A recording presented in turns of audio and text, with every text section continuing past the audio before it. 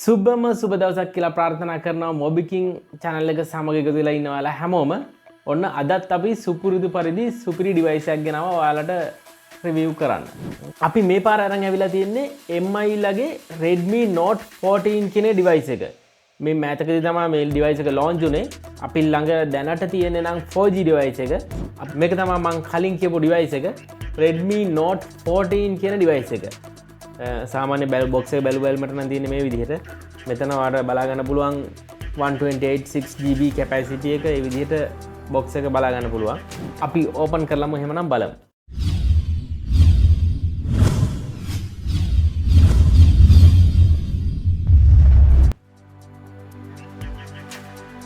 මේ තියෙන ෆෝන් එක Redmi Note 14 කියන device එක තමයි අපි ළඟ තියෙන්නේ. මේක කියන්නේ Note 14 4G කියන device එක. අපිට බොක්ස් එක මේ විදිහට බලා ගන්න පුළුවන්. කැමරා එක 108 මෙගාපික්සල් කැමරා එකක් එන්නේ. ඒ වගේම මේකේ බැටරි එක ගහලා තියෙනවා මිලිඇම්පියර් 5500 බැටරි එකක් එන්නේ. ඔයාලට මෙතන Gen X ස්ටිකර් එක බලා ගන්න පුළුවන්. MI කියලා මෙතන logo එක. ඒ වගේම අපිට සයි බොක්ස් එක මේ විදිහට බලා ගන්න පුළුවන්. සයිඩ් එකේ මෙතන ගහලා තියෙනවා HyperOS එක. එහෙමනම් අපි ඕපන් කරලා බලමු.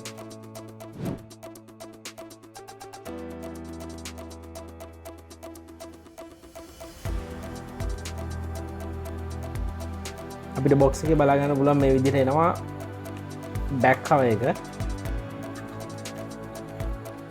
ඒ වගේම warranty card, user guide එකක් එනවා. මේ විදිහට වල බලා ගන්න පුළුවන් Redmi කියලා print කරලා එන silicon back cover එකක්.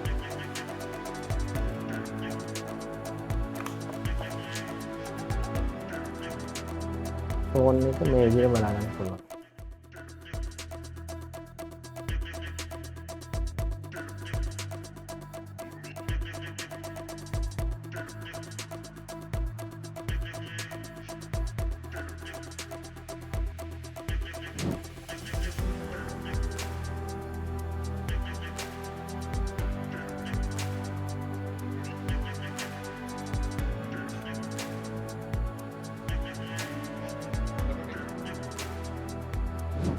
ඊට අමතරව අපිට බලා ගන්න පුළුවන් බොක්ස් එකේ 33W fast charger එකක් එනවා.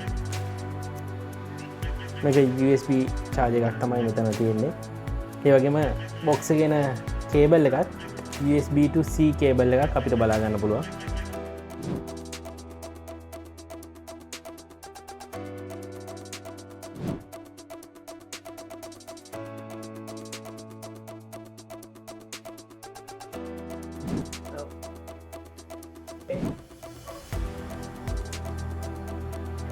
ඒ වගේම බලා ගන්න පුළුවන් මේක 3.5mm ජැක් එක දීලා තියෙනවා. මෙතන dual speakers අනික infrared sensor එකක් දීලා තියෙනවා. mic එක මේක ඔයාලට remote එකක් විදිහට උනත් use කරගැනීමේ හැකියාව තියෙනවා.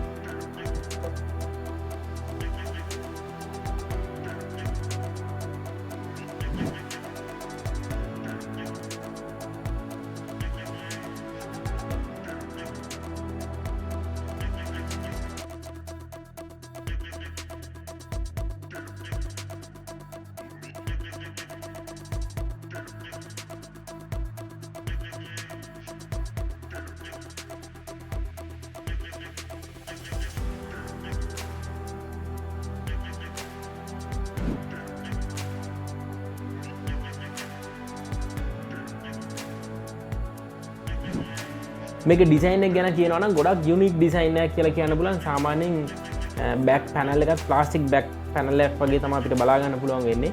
ඒ වගේම කැමරාස් තුනක් මෙතන බලා ගන්න පුළුවන්. ඒ වගේම ඔයාලට බලා ගන්න පුළුවන් මෙතන SIM tray එක, speakers, mic. ඔයාලට තියෙන hybrid SIM එකක් තියෙන්නේ. ඒ කියන්නේ SIM දෙකක් දානවා නම් chip එක දාන්න බෑ. chip එකයි එක SIM එකයි use කරන්න පුළුවන්. මේක එන්නේ nano SIM දෙකක් දාන විදිහට තමයි එන්නේ. හැබැයි ඔයාලට පුළුවන් chip එකක් use කරනවා නම් SIM 2 එක අයින් කරලා chip එකක් use කරන්න. ඒ වගේම මේකේ අපිට බලා ගන්න පුළුවන් stereo sound system එකක් දීලා තියෙනවා. ඒ කියන්නේ dual speaker එකක් යනවා උඩයි යටයි. ඒ වගේම මේකේ තියෙනවා infrared sensor එකක්. ඔයාලට මේක remote එකක් විදිහට use කරගැනීමේ හැකියාව තියෙනවා. මේක සාමාන්‍ය boxy type යන design එකක්. design එක නම් මේ කට්ටිය හොඳ තැනක් දීලා තියෙනවා මේ ෆෝන් එකේ. සාමාන්‍යයෙන් බරත් අඩුවෙන් වගේ තමයි අපිට දැනෙන්නේ නම් මේකේ සාමාන්‍යයෙන් අපිට ෆෝන් එක ඕපන් කරපු ගමන් ඇහැ යන්නේ ඩිස්ප්ලේ එකට. මේකේ මෙයාලා යූස් කරලා තියෙන AMOLED ඩිස්ප්ලේ එකක්. සාමාන්‍යයෙන් මේකේ ඩිස්ප්ලේ සයිස් එක ගැන කතා කරනවා නම් 6.6 inches ඩිස්ප්ලේ එකක් තමයි මෙයාලා යූස් කරලා තියෙන්නේ. ඒ වගේම මේකේ මෙයාලා ඩිස්ප්ලේ රිෆ්‍රෙෂ් රේට් එක දීලා තියෙනවා 120 Hz ඩිස්ප්ලේ රිෆ්‍රෙෂ් රේට් එකක්. ගොඩක් ස්මූත් වාට ටච් එක යූස් කරගෙන යන්න පුළුවන්. වාට මේක එක්ස්පීරියන්ස් කරද්දිම තේරෙනවා හොඳ ටච් එකේ ස්මූත් එකක් තියෙනවා කියලා. AMOLED ඩිස්ප්ලේ එකකුයි 120 Hz ඩිස්ප්ලේ රිෆ්‍රෙෂ් රේට් එකකුයි මෙයාලා දීලා තියෙන නිසා.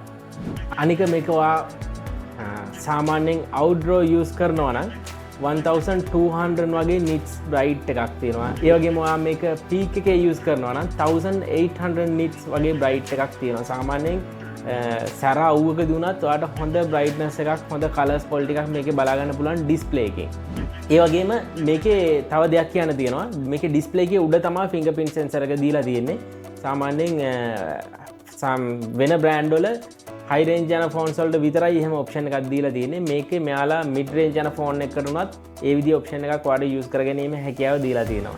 අනික මේකේ ඩිස්ප්ලේ පැනල් එක ෆ්‍රන්ට් ග්ලාස් එක Gorilla Glass 5 එකෙන් තමයි මෙයාලා ප්‍රොටෙක්ෂන් ග්ලාස් එක යූස් කරලා තියෙන්නේ. ෆෝන් එක හાર્ඩ් යූස් කරන කෙනෙක් නම් මේක රෙකමන්ඩ් කරන්න පුළුවන්. මොකද ඒ වගේම මේකේ PPI එක 395ක් වගේ තියෙනවා. PPI එක හොඳ රෙසොලූෂන් එකක් තියෙනවා.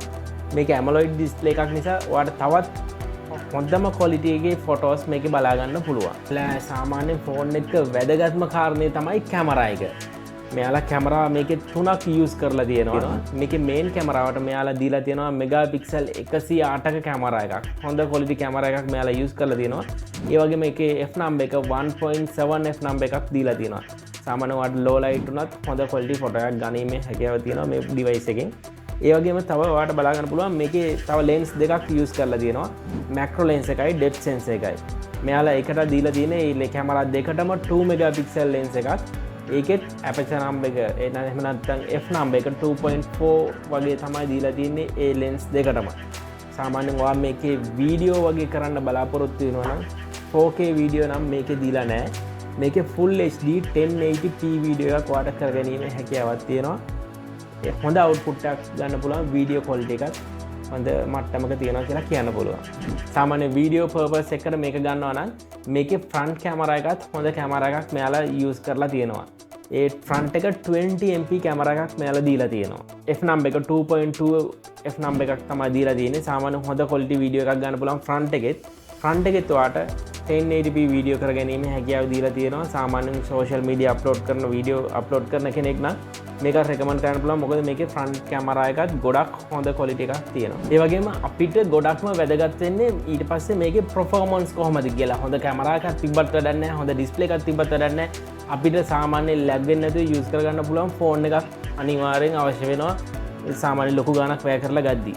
මේකේ මෙයාලා දීලා තියෙනවා MediaTek G99 Ultra කියන chipset එක. ඒ වගේම 6 nanometer chipset එකක් තමයි මේකේ යූස් කරලා තියෙන්නේ. සාමාන්‍යයෙන් හොඳ අවුට්පුට් එකක් ගන්න පුළුවන් හොඳ processing speed එකක් තියෙන chipset එකක් කියලා කියන්න පුළුවන්. මේ බජට් එකට හොඳටම මැච් වෙන chipset එකක් කියලා කියන්න පුළුවන්. මොකද ඒ වගේම මේකේ processor එක octa-core 2.2 Cortex A55 කියන processor එක තමයි run වෙන්නේ. සාමාන්‍යයෙන් ඔයා මේ ෆෝන් එකෙන් ගේම් ප්ලේ කරන්න බලාපොරොත්තු වෙනවා නම් මේකට මෙයාලා හොඳ GPU එකක් දීලා තියෙනවා. Mali G57 MC2 කියන GPU එක තමයි මේක යූස් වෙලා තියෙන්නේ. සාමාන්‍යයෙන් ඔයා ග්‍රැෆික්ස් පැත්ත බලනවා නම් hard game play කරන්න බලනවා නම් ගොඩක් හොඳ output එකක් ගන්න පුළුවන් මේකෙන්. ඒ වගේම ඔයා නිතරම game play කරන කෙනෙක් නම් මේකේ ඩිස්ප්ලේ එකේ ඔයාට දීලා තියෙනවා 120 Hz ඩිස්ප්ලේ රිෆ්‍රෙෂ් රේට් එක. ඊට අමතරව හොඳ ප්‍රොසෙසර් එකක් දීලා තියෙනවා. ඊට අමතරව හොඳ GPU එකක් දීලා තියෙනවා. හොඳ ඔයාට අවුට්පුට් එකක් ගන්න පුළුවන් මේ ෆෝන් එකෙන්. ඔයා නැත්තම් නිතරම මියුසික් අහන කෙනෙක්ද?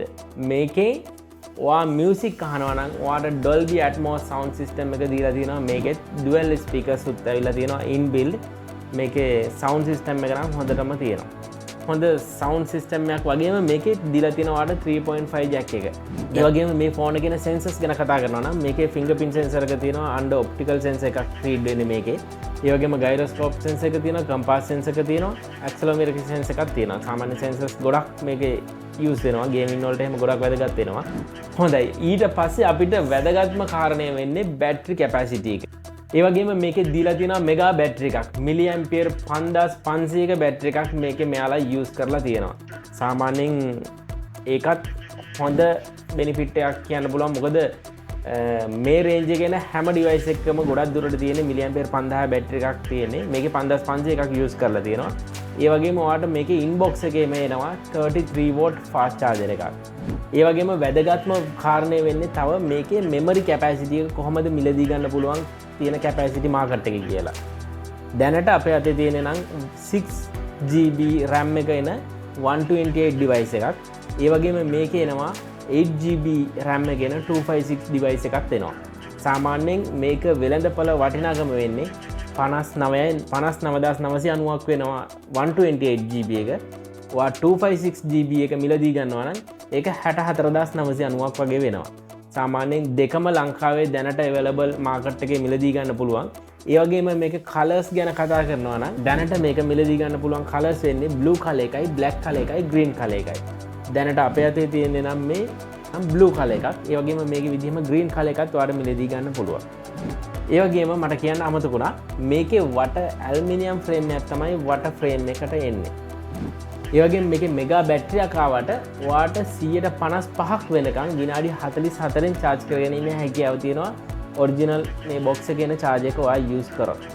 ඒ වගේම ඔයාලට බලා ගන්න පුළුවන් මෙතනදී අපිට ෆින්ගර්ප්‍රින්ට් එක යූස් කරද්දී ගොඩක් ෆාස්ට් අන්ලොක් කරගැනීම හැකියාව තියෙනවා මේ on screen display fingerprint sensor එක උනත් හොඳ ෆාස්ට් එකෙන් මේක අන්ලොක් වෙනවා. අපි ඔයාලට අද රිවිව් කරේ Note 14 4G ඩිවයිස් එක ගැන. ඒ වගේම මේකේ තව වේරියන්ට්ස් කීපයක් එනවා. ඒ විදිහේ ඩිවයිස් කීපයක් එනවා මෙයාලගේ. අපි ඒවත් ඉස්සරහට රිවිව් කරන්න බලාපොරොත්තු වෙනවා. ඒ වගේම මම හිතනවා ඔයාලා හොඳ අයිඩියාවක් ගන්න ඇති කියලා මේ Note 14 4G කියන ඩිවයිස් එක ගැන. සමහරක් වෙලාවට මේ වෙනකොටත් ඔයා මේ ඩිවයිස් එක යූස් කරනවා ඇති. ඔයාගේ එක්ස්පීරියන්ස් එකත් අපේ කමෙන්ට් සෙක්ෂන් එකේ දාන්න. ඒ වගේම මතක් කරලා ඉල්ලනවා දැනටමත් අපේ channel එක subscribe කරලා නැත්නම් ඒ වගේම අපේ Facebook එක follow කරලා නැත්නම් අපේ TikTok එක follow කරලා නැත්නම් follow කරන්න. ඔයාගේ යාළුවන්ට බලන්න share කරන්න කියලා ඉල්ලනවා. එහෙමනම් අලුත් device එක සමගින් අපි ඉක්මනින්ම හමු වෙමු. ගිහින් එන්න.